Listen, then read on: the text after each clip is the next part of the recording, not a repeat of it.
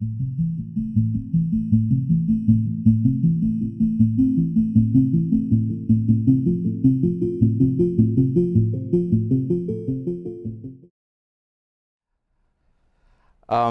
haven't. The next question is, I guess, for both of us. Sure.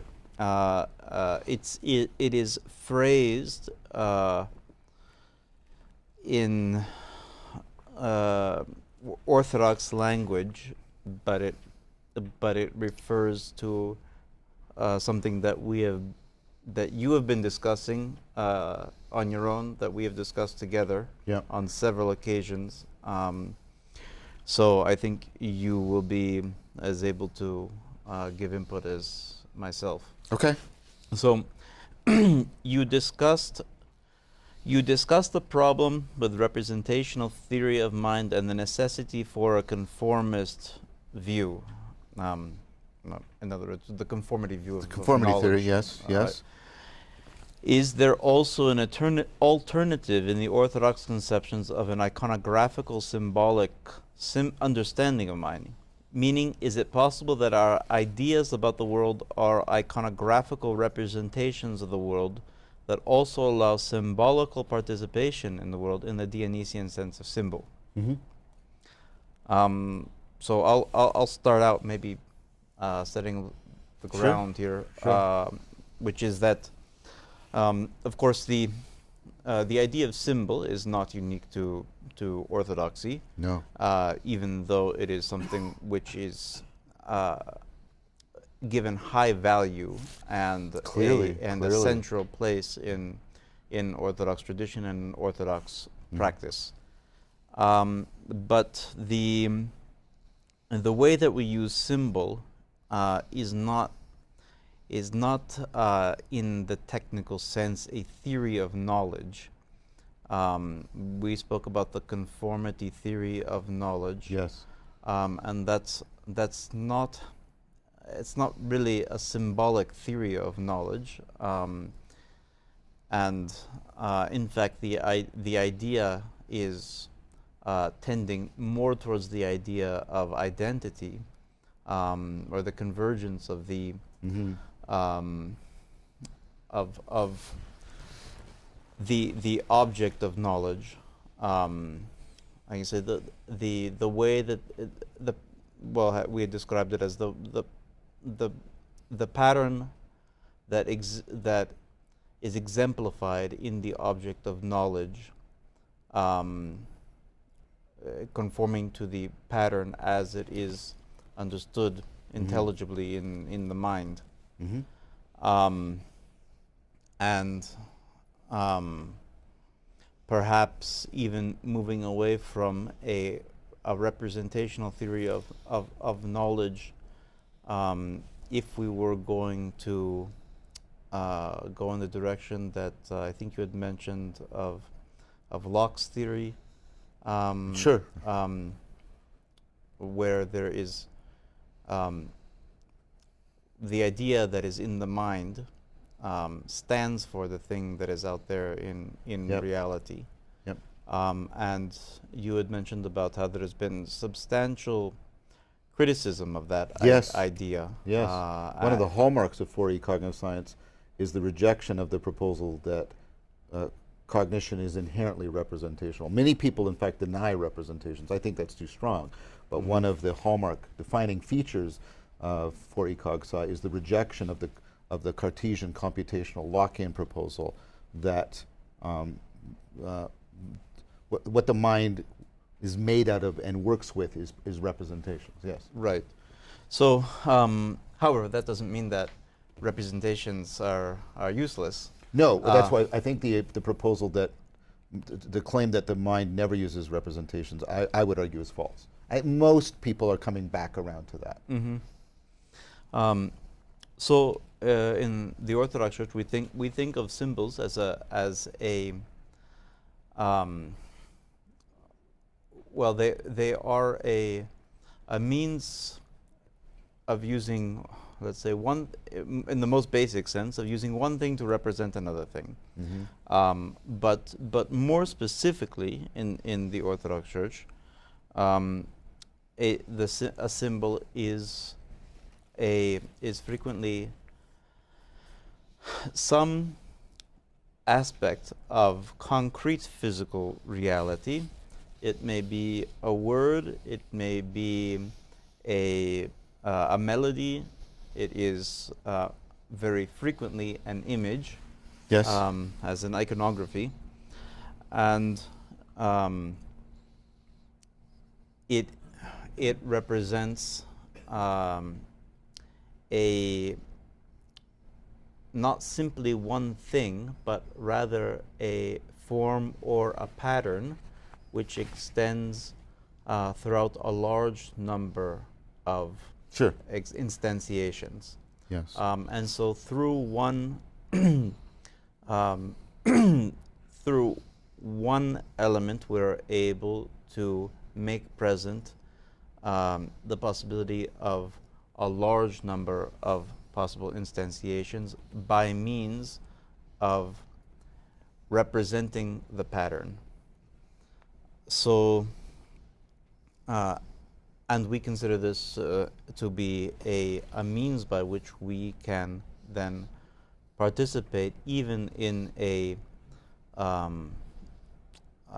well, in a non-propositional or in a way that is often not explicitly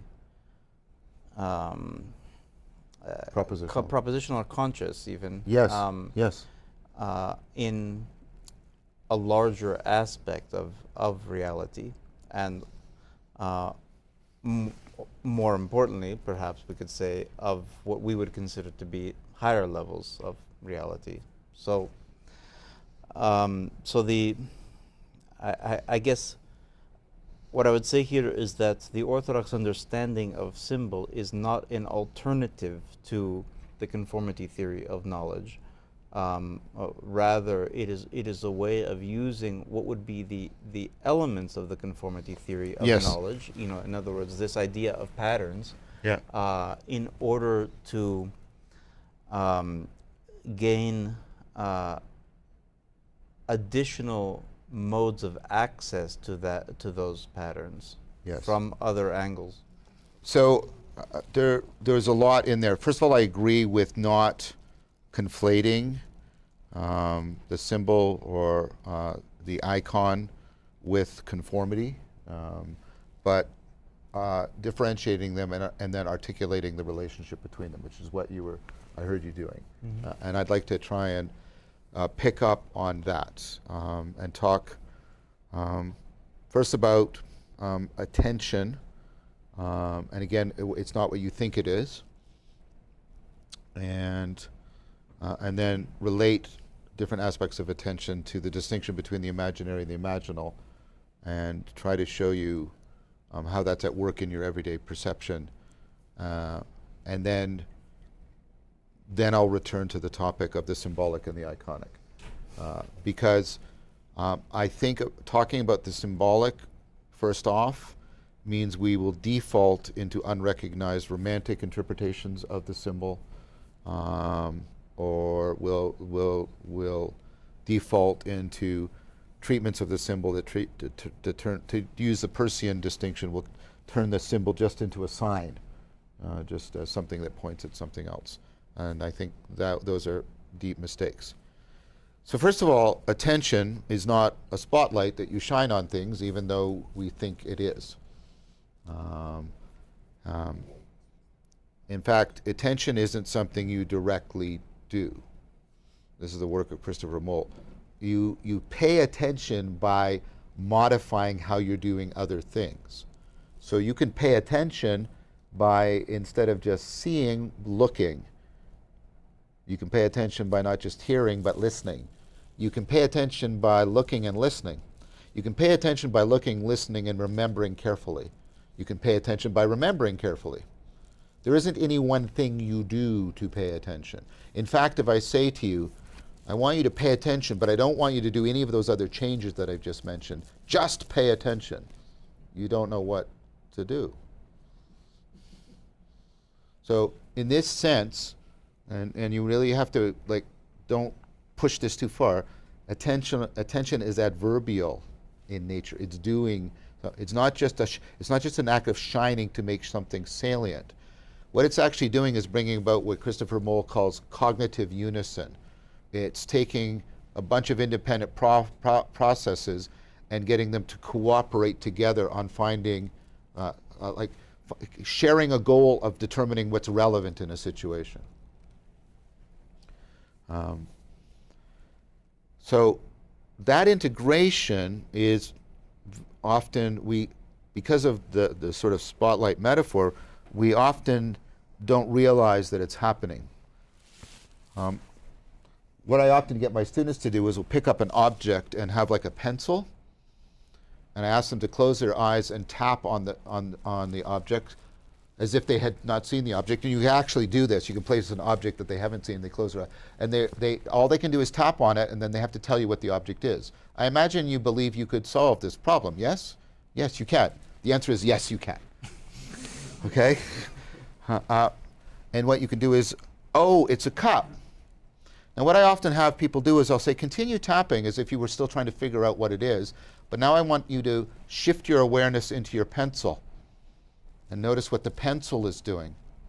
And people can do that. And I go, oh, yeah, the pencil's going through all these sudden movements, and they're different, and it's and then I say, now, instead of paying attention to your pencil, pay attention to what your hand is doing. Oh, I can do that too. And then I say, are you aware of the cup anymore? And they go, no, not at all. You see, what's happening is you're not aware of your hand, you're aware through your hand. It's all being integrated. You're not aware of your pencil, you're aware through your pencil of the mug. And attention can go this way, and it can, instead of looking at something, it can look through it, the way I'm looking through my glasses right now. Or attention can step back and look at rather than looking through. It can move in these directions. Does that make sense? So I want you to then think of an idea that, notice what happened when I was tapping the cup. There's a pattern, and I don't actually realize the pattern. I see through the pattern to see the cup. Does that make sense? If I attend to the pattern in the right way, I'm actually not attending to the pattern, I'm attending through the pattern. It's not like I'm completely numb. It's not like if my hand went numb, I would suddenly be aware that I couldn't feel my hand, or I couldn't feel the pencil. But I'm aware through it. So Polanyi, who made this distinction, made a distinction between subsidiary awareness, that which you're aware through, and focal awareness, that which you're aware of. I'm aware through the subsidiary awareness of my hand and the pencil, and Merleau-Ponty independently came up with exactly the same argument, by the way. So pay attention to two great thinkers independently coming to something. Right? I'm aware through, I have a subsidiary awareness of my hands, of the pencil, but I have a focal awareness of the cup. But of course I can have I can see through a pattern if I attend to it in the right way, namely a non-nominalist way. There's a pattern here, and I can see through these to something beyond them. In exactly the same way, I can see through the pattern of the individual tappings to the cup. Does that make sense? So there's no like heavy distinction between in your phenomenology about this, because that's abstract. No, you're doing it all the time. Can I borrow your phone? I promise not to do anything. You think you see all the phone, and you never do, because there are so many aspects to the phone, you can't possibly see them all. You would have to take all possible perspectives on all possible aspects to see, and somehow see them all at once in order to really see all the phone. But what you do is dip, dip, dip all of the phone. Do you understand? Like really, pause on this. You don't, speaking at a purely physiological level, you don't see all the phone. But you believe you do, right? Yes, You did just what I was talking. You're seeing through, you pick up on some aspects and you see through it to what I call the through line. The through line. That's not weird and abstract and Neoplatonic, is it? Actually, it is, though. Because there's a good case to be made that that's what Plato was actually talking about when he's talking about the forms. There's a lot of argument. I don't need that to be true, but I think it's at least a plausible thing to say. Okay, so this gets us into the imaginal. There's a distinction between the imaginary and the imaginal. This is the distinction made by the Neoplatonic philosopher, largely of Persian philosophy, although he worked in France, Henri Corbin, who was a longtime friend of Carl Gustav Jung. And Corbin gives a lot more explicit credit to Jung than Jung gives to Corbin because, well, Jung was very much into building the mystique of Jung. Right? Just like Heidegger was very much about building the mystique of Heidegger, or Madonna was building the mystique around Madonna. I don't think they're all equally good philosophers, by the way. Okay, so the imaginary is, if I ask you to imagine a sailboat, you'll do something like picturing in your mind. I can ask you, does it have its sails up or down? And you can answer me, yes? Now notice this is imagination that in some ways takes you away from perception. Now I want you to compare that to the serious play of a child, and please remember those two, right? One of the things that a religious life can reawaken and make people remember is that there is a category of serious play, that not all play is frivolous, not all play is for entertainment. Play is originally seriously for development. So children play. So here's an imaginal thing. The child picks up a stick, ties a blanket around them, and says, "I'm Zorro." They're not picturing Zorro in their head. What they're doing is they're trying to take the framing of Zorro, they're trying to adopt the identity of Zorro so that they can taste what it's like to be in that world, because by doing that, by engaging in that serious play, they might be attracted to that world, and that might help them cultivate the skills and virtues for actually maturing into somebody, probably not Zorro, but somebody who's heroic, etc. Do you understand the difference? There's imagination that takes you away from perception, and then there's imagination that allows you to start to see a through line, to start to see through patterns into a greater perception of what is possible, what is future, or even what is actual that you have not yet seen. So I'm a martial artist. I teach people Tai Chi Chuan. So in order to get them to take the stance, they're standing and their knees are bent. I'll say, imagine you're standing in a river and your knees to your feet are sinking in the mud of this shallow river. Your knees to here is like flowing water. You want these large muscles to be like water. They've got energy in them, but they've got flexibility. And from here up is like the air. You're trying to, right, not pay so much attention, because normally we're an inverted triangle. We have a lot of attention up here and very little down here, so it's easy to push people over. You want to invert your triangle if you're going into a martial arts situation. Now when people do this, right, what's that for? What it does is that they're not picturing something. What they're doing is they're looking through that, and they're picking up on otherwise very subtle sensory motor patterns, getting a finer coordination between the small control muscles and the larger piston muscles, getting an awareness of how circulation and tension is expressing itself in their mouth, and they're changing it and aligning it so that they have a stance that is much better disposed towards engaging in combat. Does that make sense? That's the imaginal. Notice it's serious play. By the way, the verb in Chinese, you don't do Tai Chi, you play Tai Chi. It's the same verb for playing music, because music is also serious play. Okay, so the imaginal, right? Now, so let's take that you've got the imaginal, and then I want to show you how much the imaginal is even operational in the cognitive domain. Okay, so this goes to work of Lakoff and Johnson and others. And I've published a lot of criticisms of their explanation of the phenomena, but I think their identification of the phenomena is bang on. If I didn't think that the first was true, I wouldn't bother to do the second. So we talk about understanding. We've been talking about it. It's weird because we've changed the metaphor. It's now understanding, although it used to be interstanding, standing between people. But I hope you still grasp what I'm saying. I hope you see my point. I hope you get it. You notice all the words you're using for understanding? They're images, but you're not looking at them. When you're like, a little kid might do that. A 3-year-old, you say, do you see my point? And they might look around. But you don't look at that. You look through it to this this hard to get a hold of thing, understanding.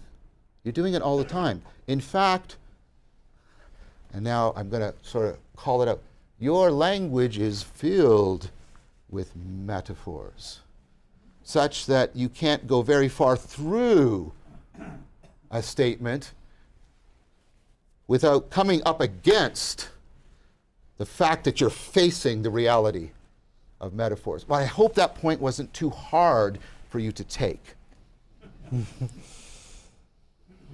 You're doing poetry all day long, and you not only do it with visual images, although you're not picturing anything when you're doing this. You see how it's imaginal? But you also do it enacted. So you're knowing I'm doing this weird stuff with my hands. Susan Golden Meadow, that is her name. Her name was Golden, and she married somebody Meadow, so she got Susan Golden Meadow, so she sounds like a pretty pony or something, right? But she's got lots of work showing that this is not ornamental. If I limit your ability to gesture, your ability to solve problems and communicate will go down, and your ability to be understood goes down. This is one of the dangers of PowerPoint. PowerPoint makes people be still and look at the slide while the audience is looking at the slide, and all of that gestural stuff is no longer present. In fact, there's very little evidence that PowerPoint helps students. I don't use PowerPoint unless the class is so large that I absolutely have to.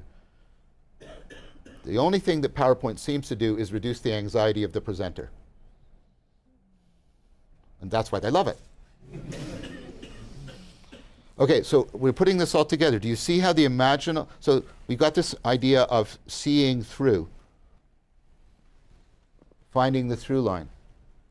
We've got the idea of the imaginal is that we can use imagination not to take us away from perception, but to sensitize us, enhance our perception and our conception. And that we're already always naturally doing that.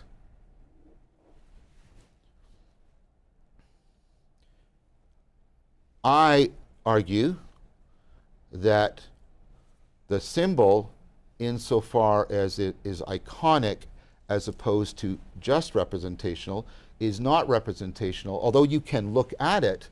If you just, and you know, there's all kinds of work, Jean-Luc Marion and Faux's work, and like, if you're just looking at it like a picture, you are not realizing it as it is meant to be realized.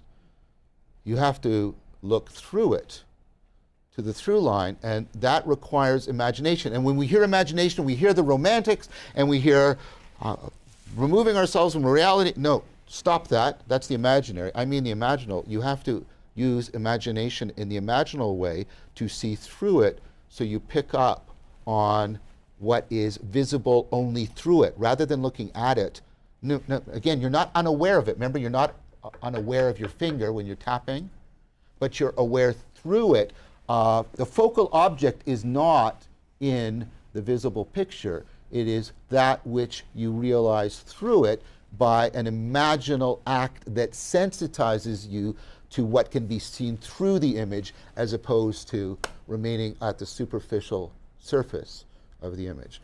And so I propose to you that when we're engaging in the symbolic, we're doing something like that, but it is not something arcane or arbitrarily forced upon us. It is intrinsic to how we move through the world. So the symbolic is actually enlivening something that is part of how we properly cognize the world? That would be my answer. Well, that was a great answer. It certainly dovetails very nicely with a slogan that you will hear in the Orthodox Church, that icons are windows into heaven. Yes, yes. That's precisely the idea that you were presenting there. You see through them. Yes, yes. But I also want to thank you, because I think that was a really good explanation, or rather a good example of how cognitive science can break down in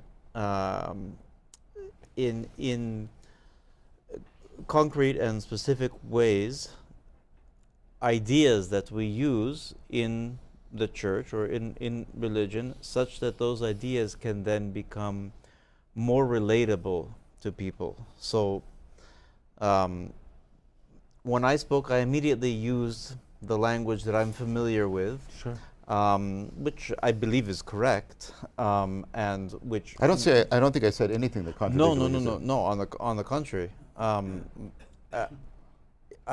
I believe what I said was correct, and perhaps intelligible on some level to particularly to Orthodox people or to other religious people who have already had experience with this way of using symbols and relating to them. But for a person who has not had that experience, or who has had less experience, or who has not thought about it before, or who is coming at it from a purely secular point of view, the language that I might use, or that we might use in the church to describe this, however true it may be, is not necessarily going to be as accessible. Mm-hmm. What is accessible to everybody is that which is immediately present to the senses.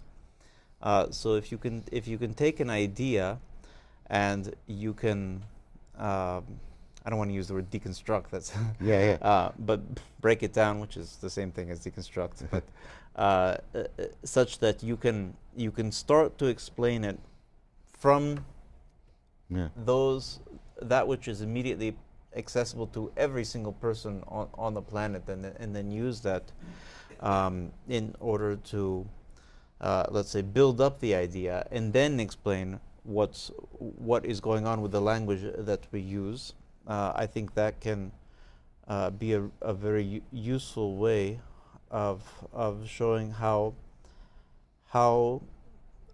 cognitive science or other related disciplines can be of value to people who are coming from a religious tradition. And so I find that to be very very important and very relevant. Again, how I think, I don't know how we can, that word just always comes in. Tell me about it. Yeah, to the conversations that we've had, and I think it shows how despite whatever differences there may be in belief or practice between us, nevertheless the conversation between us can be highly productive and highly useful, not only to those who are outside of the Orthodox Church or a religious background, but also to those who are within. So I want to thank you very much, John, for your participation in all of these events and all of these conversations, and for the very well thought out explanations that you've given of a large number of extremely important ideas, which are they are of perennial value in interests, but I think that they are increasingly salient in the world that we live in today. So I really appreciate your coming here, your participation, the friendship, and all of the interactions that we've had. It's really been very, it's not just been profitable, it's also been enjoyable. So I appreciate it. Thank you, Bishop. It's been genuinely wonderful being here.